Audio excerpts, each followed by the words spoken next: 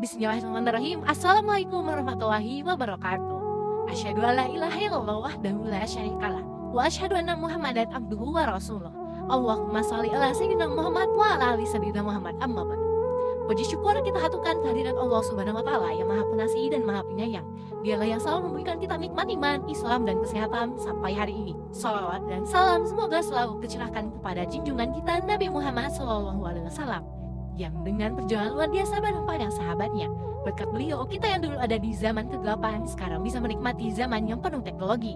Teman-teman yang dirahmati Allah, hari ini kita bakal ngobrol soal yang sebenarnya sering kita temui tanpa sadar, yaitu Ghazwa Fikri alias perang pemikiran.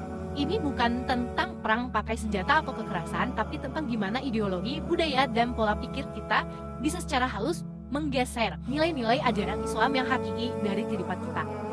Allah sudah mengingatkan kita dalam firman-Nya yang berbunyi, kemudian kami jadikan kamu berada di atas suatu syariat, peraturan dari urusan agama itu.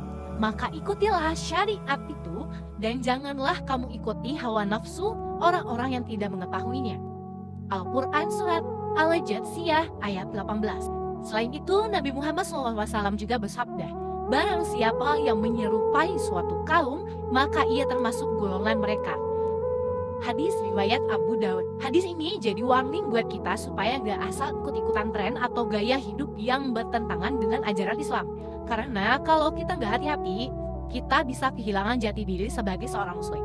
Sekarang Ghazwa Fikri hadir dalam berbagai bentuk. Misalnya, 1. Sekularisme yang mengajari kalau agama itu cukup ada di masjid, gak perlu ikut campur dalam kehidupan sehari-hari. 2. Liberalisme yang bikin orang bebas sebebas-bebasnya bahkan dalam hal yang bertentangan dalam Islam.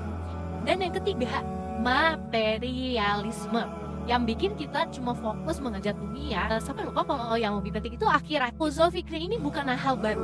Dulu kaum Quraisy juga pakai cara ini buat melemahkan dakwah Rasulullah SAW. Mereka menyebarkan hoaks, fitnah, dan bahkan menawari kekuasaan sama Nabi supaya berhenti berdakwah. Tapi Nabi itu kuat imannya ya, jadi beliau tidak tergoda. Sekarang bentuknya lebih halus lagi, tayangan media, konten di media sosial, atau tren budaya yang seringkali tanpa sadar bikin kita semakin jauh dari ajaran Islam.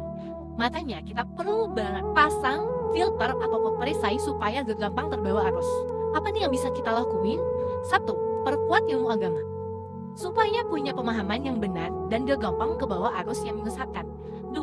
Jaga identitas sebagai muslim, bukan cuma dari cara berpakaian tapi juga dari sikap dan mindset kita. Ketiga, lebih peka. Jangan asal telan semua informasi, kita harus lebih kritis dan jangan gampang terkena propaganda yang menjauhkan kita dari ajaran agama. Dan keempat, bijak dalam konsumsi konten. Sebelum percaya apa itu tren, pastiin dulu apakah itu selaras dengan nilai ajaran Islam atau enggak. Teman-teman, Ghazwa Fikri itu nyata. Dan kalau kita nggak waspada, kita bisa terjebak tanpa sadar. Yang bisa kita lakuin adalah tetap berpegang teguh dalam ajaran agama Islam. Jaga iman dan terus belajar supaya kita nggak gampang terbawa arus. Mulai dari kita stop normalisasi hal-hal penyimpangan dan yang dilarang dalam ajaran agama. Kalian pasti tahu lah sendiri contoh kebatilannya. Dan semoga Allah selalu membimbing kita, menjaga kita dari hal-hal yang bisa menjauhkan kita dari jalan kebenaran. Sekian dari saya, wabillahi taufiq wal hidayah. Wassalamualaikum warahmatullahi wabarakatuh. Terima kasih semuanya. Dadah.